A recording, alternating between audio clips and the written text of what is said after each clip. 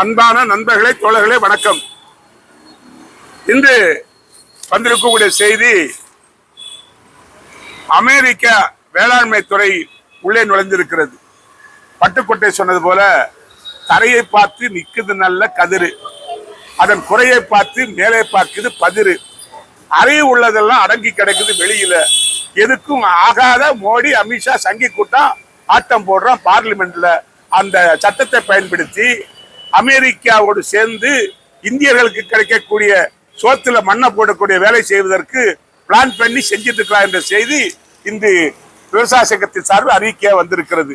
ஆகவே விவசாயிகள் மட்டுமல்ல, இந்திய மக்கள் அனைவரும் ஒன்று சேர்ந்து பயணிக்க வேண்டிய நேரம் வந்திருக்கிறது. அதேபோல் முதலாளித்துவத்தை பாதுகாப்பதற்கும் விஜய் மல்லையா, நீரவ் மோடி இவர்களை கைது செய்து விட்டேன் என்று சொல்லி 5 ஆண்டுகள் கழித்தும் இன்று வரையிலும் எந்த உண்மையான சம்பவம் வெளியே வரவில்லை.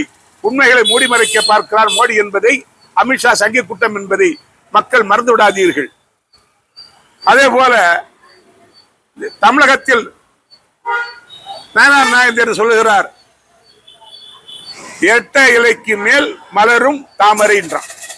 உண்மைதான், தாமரை மலர்ந்துன்னா இலை க்ளோஸ்னு அர்த்தம். ஏன்னா தாமரை மலரக்கூடிய குளங்களில் மற்ற ஜீவராசிகள் வாழ்வது கஷ்டம். அதேபோல் தமிழகத்தில் தாமரை மலர்வும் என்று சொன்னால் ரெட்டை எல்லாம் க்ளோஸ்னு அர்த்தம்.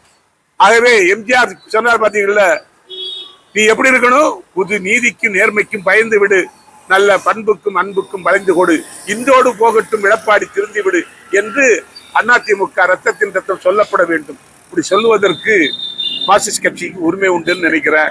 72 நீங்க ஆரம்பிக்கும் போது உங்களுக்கு உதவி பண்ணது நாங்க.